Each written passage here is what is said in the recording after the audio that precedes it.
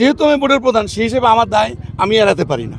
ব্যক্তিগতভাবে আপনার বিরুদ্ধে অভিযোগ আছে যে 20 লাখ টাকা আপনি নিয়েছেন এনটিআই এর কাছ থেকে। আমি তার বিষয়ে কিছুই জানি না, এবং গোয়েন্দা সংস্থা কি তথ্য পেয়েছে আমি জানি। আচ্ছা, আপনার স্ত্রীর বিষয়ে আপনি কিছু জানেন না এবং আপনি যেই বোর্ডের চেয়ারম্যান ছিলেন সেখানে একটা বড় দুর্নীতি ছিল, সেটা সাংবাদিকরা প্রতিবেদন করেছে, সেই বিষয়েও আপনি কিছু জানেন না।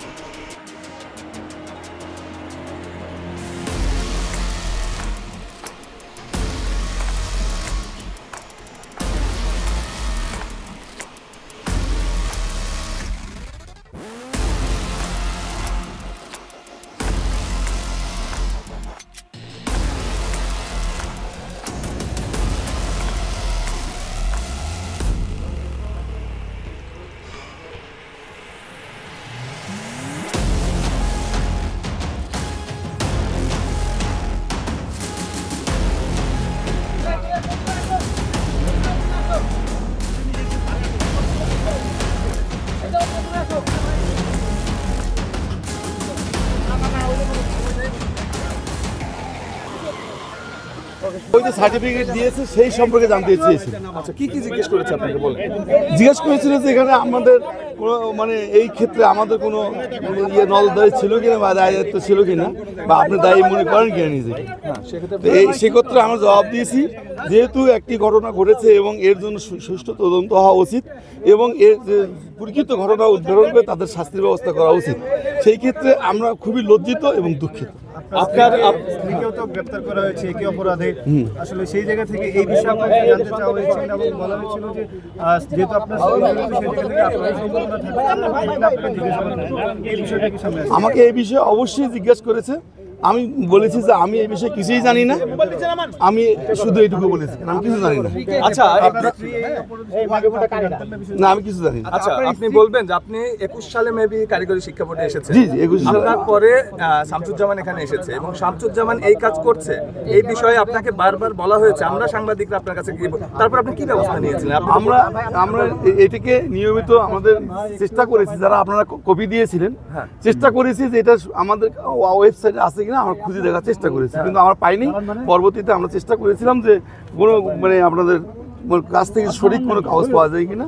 যেহেতু আপনারা এটা পেয়েছেন, গোয়েন্দা সংস্থা বের করেছে, আমরা এর বেশি কিছু বলতে পারছি। গোয়েন্দা সংস্থা বের করার আগে একাধিক প্রতিবেদন হয়েছে, আপনি চেয়ারম্যানকে বলা হয়েছে, কাগজ দেওয়া হয়েছে, আপনি কেন সরালেন? আপনি এখন কিভাবে দাবি করেন যে আপনি জড়িত না? না না, এটা তো আমাদের কাছে, আমি তো আপনার কাগজটাকে আমাদের ওয়েবসাইটে পাইনি, আমি দুঃখিত যে আমি আপনার স্ত্রীকে জি এটা মানে আপনি তার স্বামী, আপনার স্ত্রী এখন কারাগারে, মানে বিষয়টা কেমন, কেন, কি জন্য মানে গ্রেফতার করা হয়েছে, তার সংশ্লিষ্টতা নিয়ে আপনার কি মতামত? আমি আমার মতামত আমি জানি না, তাই ভুল করছি কিনা আমি জানি না। আমি তার বিষয়ে কিছুই জানি না, এবং গোয়েন্দা সংস্থা কি তথ্য পেয়েছে আমি জানি। আচ্ছা, আপনার স্ত্রীর বিষয়ে আপনি কিছু জানেন না এবং আপনি যেই বোর্ডের চেয়ারম্যান ছিলেন সেখানে একটা বড় দুর্নীতি ছিল, সেটা সাংবাদিকরা প্রতিবেদন করেছে, সেই বিষয়েও আপনি কিছু জানেন না। এই যে আপনি কোনো কিছু দিয়ে ওকে ভাল না, আপনি কি অবস্থায় ছিলেন আসলে এই সময়ব্যাপী? আমরা ব্যবস্থা নেওয়ার চেষ্টা করছি, ভিতরে কাজ করার চেষ্টা করছি।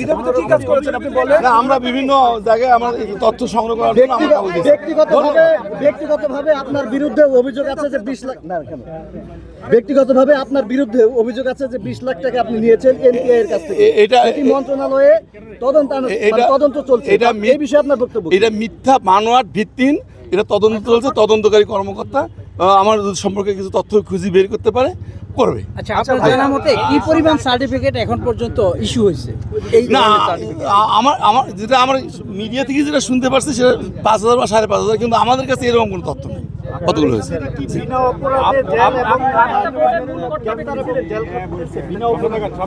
আমার বিশ্বাস যে বিনা অপরাধে খাটতেছে।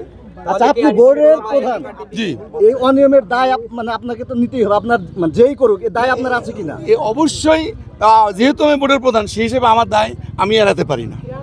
আপনি কোনো কিছু খুঁজে পেলেন না, এই যে যত কারণ কাগজপত্র এটা- ডিবি গিয়ে খুঁজে পেলো, সাংবাদিক গিয়ে খুঁজে পেলো, আপনি বোর্ড প্রধান খুঁজে পেলেন না না। আমি তো খুঁজে পাইনি। জি তাহলে আপনি নির্দোষ হলে আপনাকে ওএসডি করা হলো কেন? আপনি বলতেছেন